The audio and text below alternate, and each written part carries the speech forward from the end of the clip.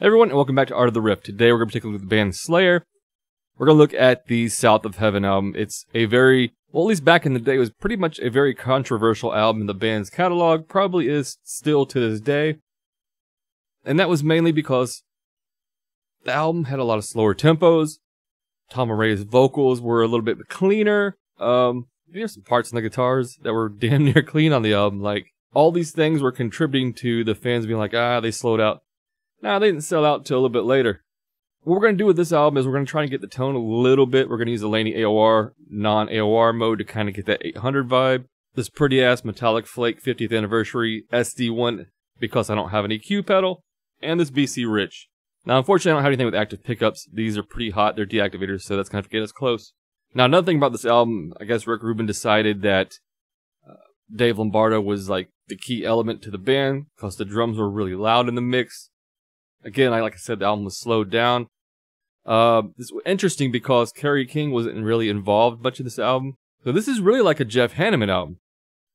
And people always want to say that Kerry King's writing is the worst of the writing. Well, just thought that was interesting. I want to throw that in there. Now we're going to take a look at some of these riffs because once they slowed down, I feel like it kind of brought shed a little light to the hooks they had. They really had really good songwriting, really good hooks, but with the tempos being slowed down, the guitar's a little bit cleaner, the production a little better.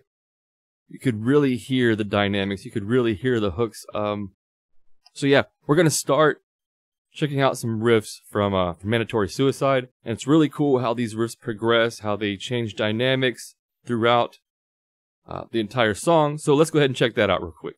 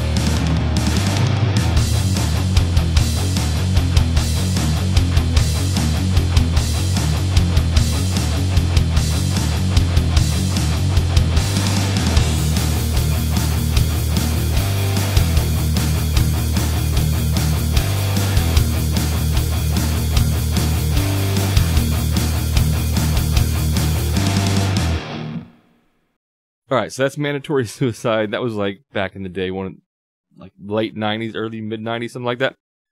One of the first songs I ever learned from Slayer because it's really not that hard to play.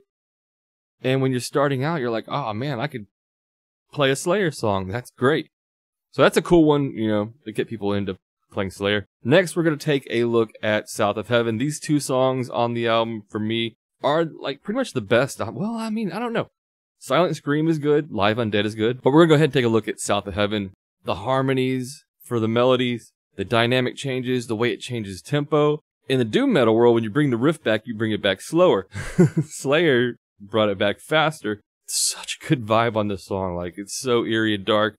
And these riffs are so typical Slayer. Like if you want to know how to play like Slayer, learn this song and then just speed it up for a lot of the stuff and then you're there. But so anyway, South of Heaven.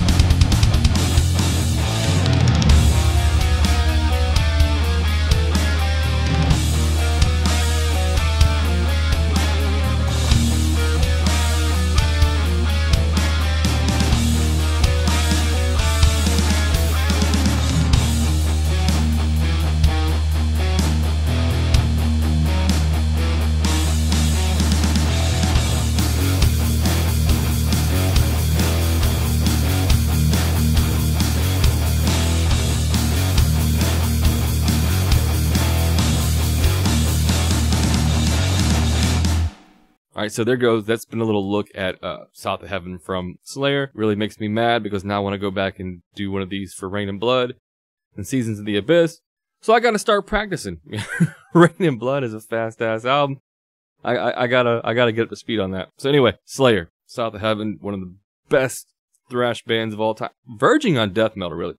One of the best thrash kind of deathy bands of all time. Hope you guys dug this video. See you in the next one. Like, subscribe, and all that stuff.